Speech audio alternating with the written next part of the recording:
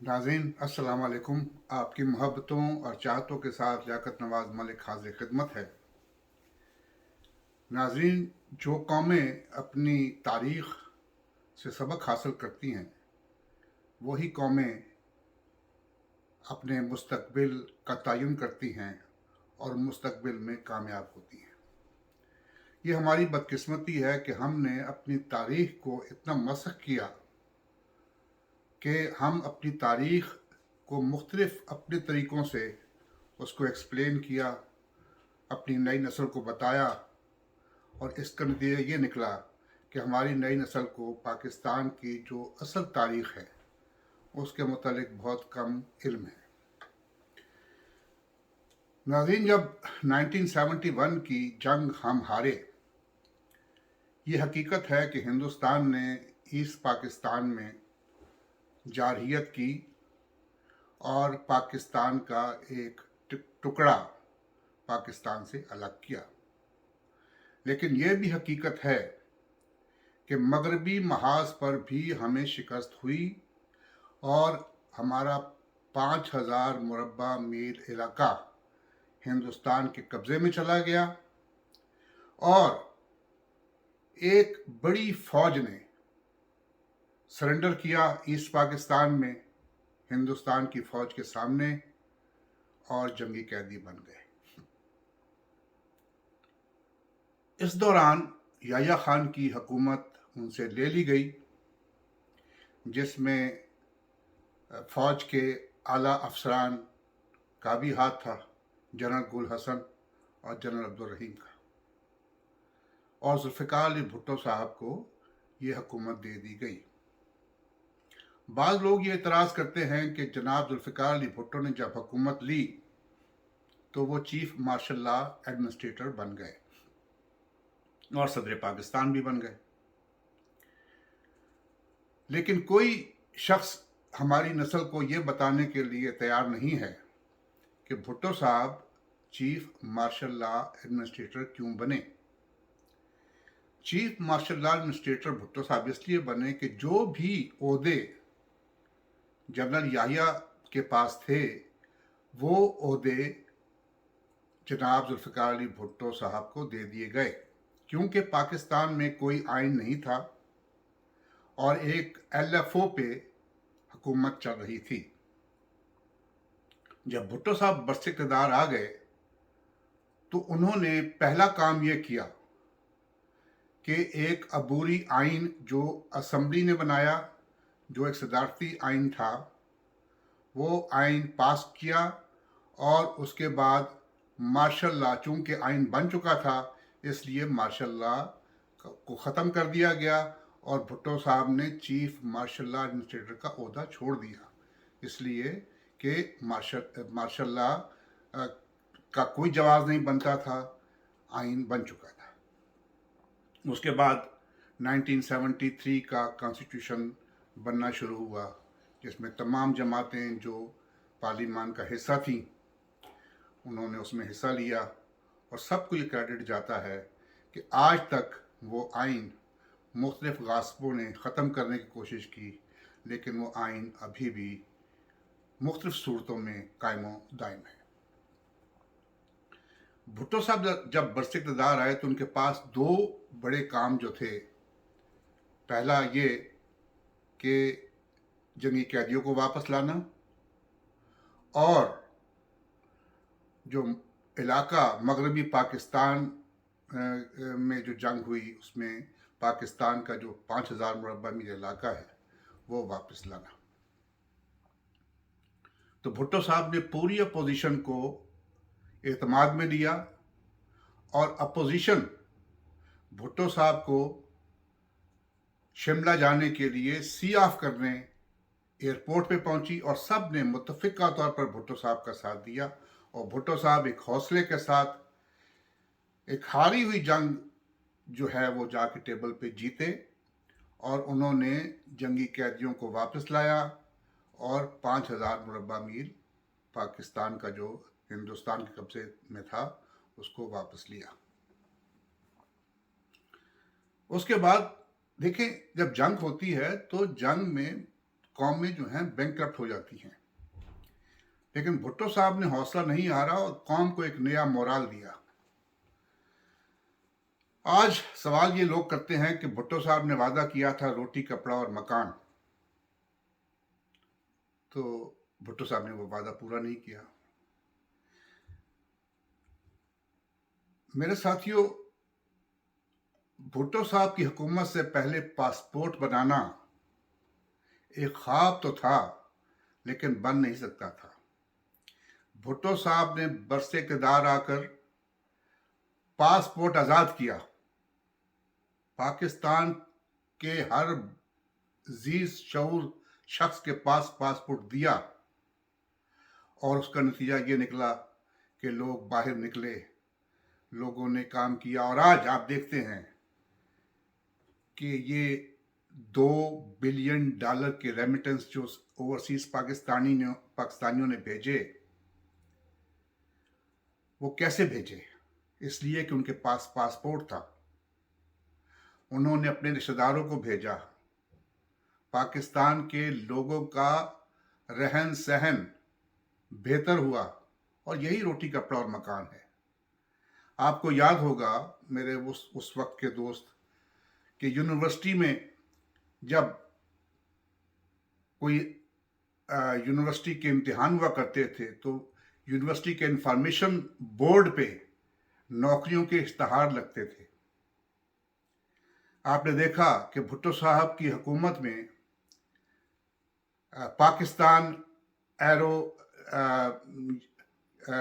नॉर्केटिक और एरोनॉर्केटिक जो कॉम्प्लेक्स है कामरा में, ये भुट्टो साहब के दौर में बना। भुट्टो साहब ने कासिम पोर्ट बनाई। भुट्टो साहब ने स्टील मिल बनाई। भुट्टो साहब ने कुछ शुगर मिलें नहीं लगाई थी। उन्होंने कौम को एक दिफा का निज़ाम दिया था। भुट्टो साहब ने कहा, जब 1974 में हिंदुस्तान ने न्यूक्लियर का तजर्बा किया तो भुट्टो साहब ने कहा कि हम घास खाएंगे लेकिन हम पाकिस्तान को एक न्यूक्लियर मुल्क बनाएंगे, और यही हुआ।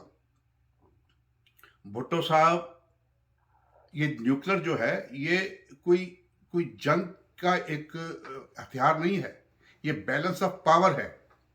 अगर एक मुल्क के पास है, आपके पड़ोसी के पास है और आपके पास नहीं है, तो इसका मतलब है कि उसका अपर हैंड है आपके पड़ोसी का। तो भुट्टो साहब ने जब हिंदुस्तान ने न्यूक्लियर बम का तजर्बा किया तो भुट्टो साहब ने भी न्यूक्लियर का स्टार्ट किया और मुनीर खान पहले हमारे न्यूक्लियर कमीशन के चेयरमैन बने। उसके बाद 1975 में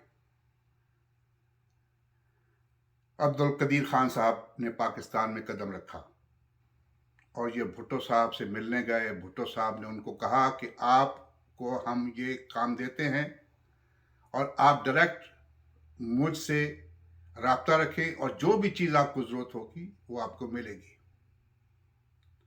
और जब उन्होंने कदीर खान साहब से कहा कि आप पाकिस्तान में रहें, तो कदीर खान साहब ने कहा कि चूंकि उनकी जो वाइफ हैं वो फॉरेनर हैं, तो वो पहले उनसे पूछेंगे कि अगर वो पाकिस्तान में रहना चाहती हैं या नहीं। भुट्टो साहब ने कहा ठीक है। उसके बाद भुट्टो साहब ने हॉट लाइन पे उनको एक नंबर दिया और कहा कि मुझे आप कॉल करें जब भी आप अपनी वाइफ से बात कर लें। इस वाक़े का जिक्र जो है कौसर नियाज़ी साहब ने, मौलाना कौसर नियाज़ी साहब ने अपनी किताब और लाइन कट गई में किया है। और जब अब्दुल कदीर खान साहब ने भुट्टो साहब को कॉल किया कि वो मुल्क में रहेंगे, तो भुट्टो साहब ने टेबल पर हाथ मारा और ऐसे अल्फाज कहे कि मैं उन अल्फाज को वीडियो में शेयर नहीं कर सकता, और इतने जज्बाती हो गए कि सारी काबीना जो है भुट्टो साहब के चेहरे को देखना शुरू हो गई कि उनका चेहरा खुशी से लाल हो गया। तो भुट्टो साहब ने पाकिस्तान के लिए जो कुछ किया, आज लोग जो हैं, भुट्टो साहब को कोई भी बहरान होता है उसमें भुट्टो साहब को याद करते हैं। भुट्टो साहब में कमजोरियां भी थीं, ज़ाती कमजोरियां भी होंगी, थीं, लेकिन आप ये देखिए कि पाकिस्तान को किस तरीके से उन्होंने मजबूत बनाया। आनन फानन उन्होंने पाकिस्तान में लोगों का मोराल जो है वो अप किया। और भुट्टो साहब के दौर में भुट्टो साहब ने एक एक दिन में 10-10 मुल्कों का दौरा किया। आप इस्लामिक कॉन्फ्रेंस देख लें, इस्लामिक कॉन्फ्रेंस में जो लोग 1970 से पहले सऊदी अरेबिया या दुबई या कहीं भी गए थे, आप उस वक्त के हालात देखें और आज के हालात देखें, जब ऑयल को एज ए वेपन यूज़ किया गया। पाकिस्तान में इस्लामिक कॉन्फ्रेंस हुई, पाकिस्तान की इस्लामिक कॉन्फ्रेंस में भाई कई जो थे वो फैसले हुए थे। ये भी कहा गया था कि किसी भी मुस्लिम मुल्क में किसी मुस्लिम मुल्क के लोगों के लिए वीज़ा की पाबंदी नहीं होगी।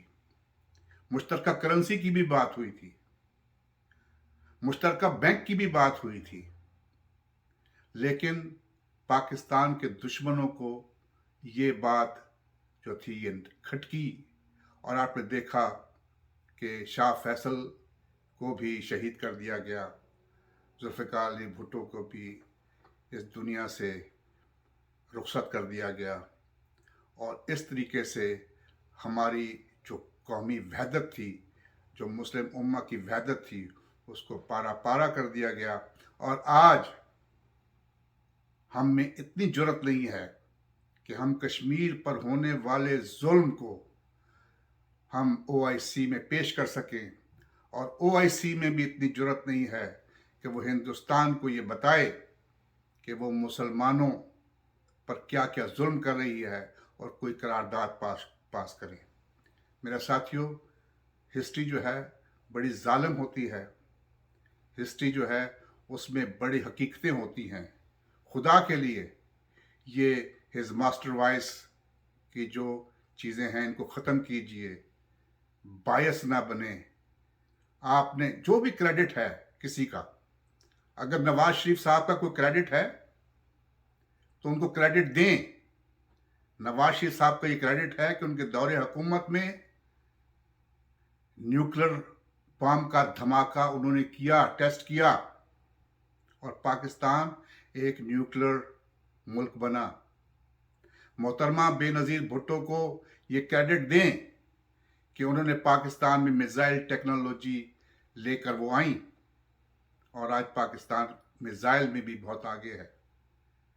मैं समझता हूँ कि हमारी जो सियासी जो रहनुमाई की जुल्फ़िकार अली भुट्टो ने, उसको याद रखा जाए। हो सकता है बाद लोगों को ये मेरी बातें नागवार गुजरी हों, लेकिन हकीकत यही है कि भुट्टो ने न्यूक्लियर बम लाड़काना को बचाने के लिए या अपनी स्टेट को बचाने के लिए नहीं किया था। भुट्टो साहब को इबरतनाक रिजल्ट देने का जो धमकी दी थी हेनरी किसिंजर ने, और भुट्टो साहब को कहा था कि मैं तुम्हें इबरतनाक बना दूंगा इस दुनिया के लिए, और उन्होंने किया। लेकिन भुट्टो साहब से किसी ने कहा कि भुट्टो साहब आप पाकिस्तान छोड़ क्यों नहीं जाते? तो भुट्टो साहब ने कहा कि I would like to be destroyed by the army. Bhutto is not coward.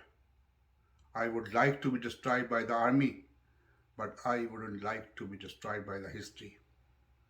और आज इतने साल गुजरने के बाद भी लोग भुट्टो को याद करते हैं, और इसीलिए ये लोग कहते हैं कि भुट्टो जिंदा है। बहुत शुक्रिया। इंशाअल्लाह ताला अगले वीडियो में फिर हाजिर होऊंगा। मेरे वीडियो को लाइक करें, शेयर करें और सब्सक्राइब करें। Thank you very much. Pakistan जिंदाबाद।